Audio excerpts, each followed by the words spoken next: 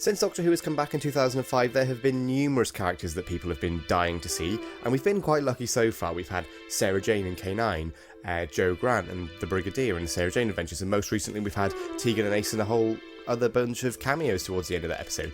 And it's also been followed up now with the news that we did a video on last week about Bonnie Langford returning to the role of Melanie Bush in Series 14. And it got me thinking, because I don't think Mel, and this is no slight on the character or Bonnie Langford, it was anyone's top companion to come back. You know, people have been clamouring for the return of Susan for ages, you know, they want Joe back more, you know, that sort of thing.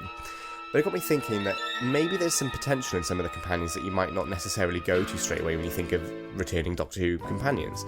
And my brain sort of went off on a bit of a tangent, and I thought of one that would have a bit of dramatic potential, but is probably not very high up on a lot of people's lists of people they want to see back.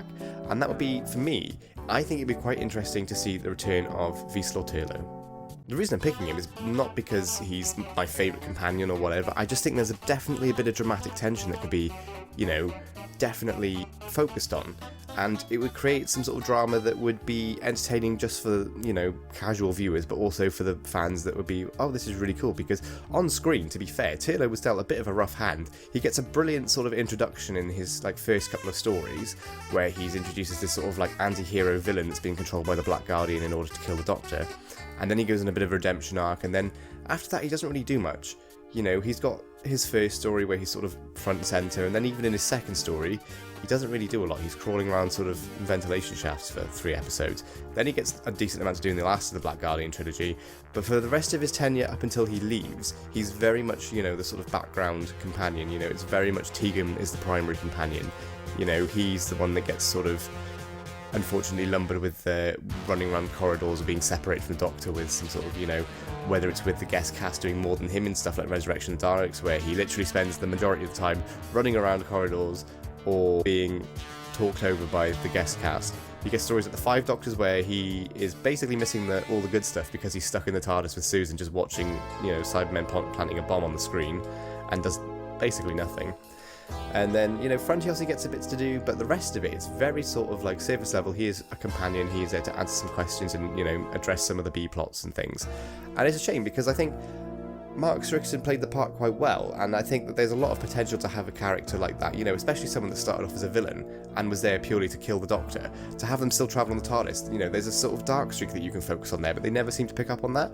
I think it was almost done better by a companion in the audios called Keres, and he's sort of, you know, a companion that's sort of joins the Doctor and Charlie sort of unwittingly. He's definitely got a bit of a dark streak to him. I won't spoil it for anyone that's not listening to it, but they do play on that right up until his exit. It's not a case of, oh, well, you're one of us now, it's all fine, we'll forget about all of the, you know, murderous tendencies and everything, it's all good. So I think on a drama level there's definitely some, you know, there, because I think the expanded media has done a lot of heavy lifting in terms of fleshing out companions, especially, you know, companions like Turlough that don't really get that much to do. And which is fine, I'm all for that and everything, they do a great job. You know, Turlough gets some great moments in the audios. There's a sort of a run where him and Tegan and the Fifth Doctor meet Anissa that's for them only weeks after they left here, but for here it's 30 years, and they quite often pair Nyssa and Turlough up because they don't get a lot of time together on screen, and I think the dynamic between those two is really interesting, you know. And there's the whole, he gets some great scenes, you know.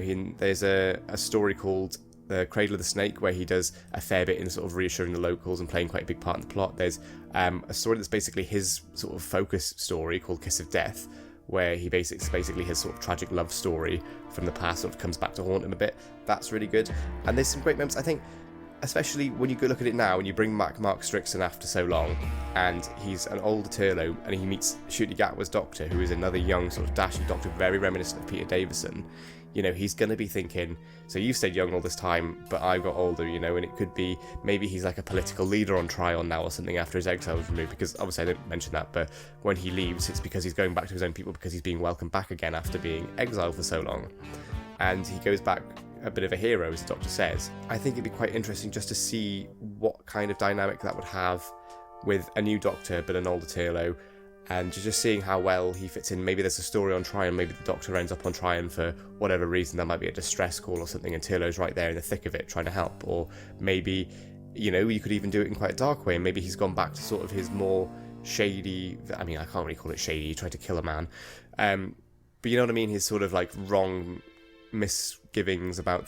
misgivings are still putting it too light, and the man's basically an attempted murderer. But you know what I mean? Like, he's very much in that sort of... maybe he's gone back to his darker ways. He's sort of been a bit disillusioned after leaving the TARDIS and everything, and things just weren't quite what he was hoping they were to be. And I think it could lead to some really interesting dramatic potential. So I just thought I'd make a quick video of it, because I kept sort of thinking of different things in my head, and I thought maybe I'll get it out, because that's what vlogs are for, apparently. But anyway, enough of that. Thank you very much for watching, as per usual. Please give us a like and share and subscribe and all that. We've had a lot of that over the last couple of days. People have seemed to really been enjoying the advert rewatch, the reactions that we did rather, and there is a second part of that coming up this weekend.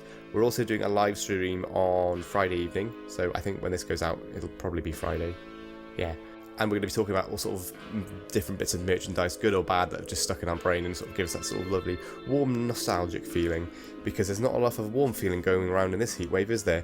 Anyway, if that sounds like your kind of thing, come and join us tomorrow evening. I'll put a post up on the channel about when we're going to be doing it, and leave some comments about your favourite merch. We're going to try and get through different suggestions and see what we can remember, which for Tom, he does struggle with that now, bless him.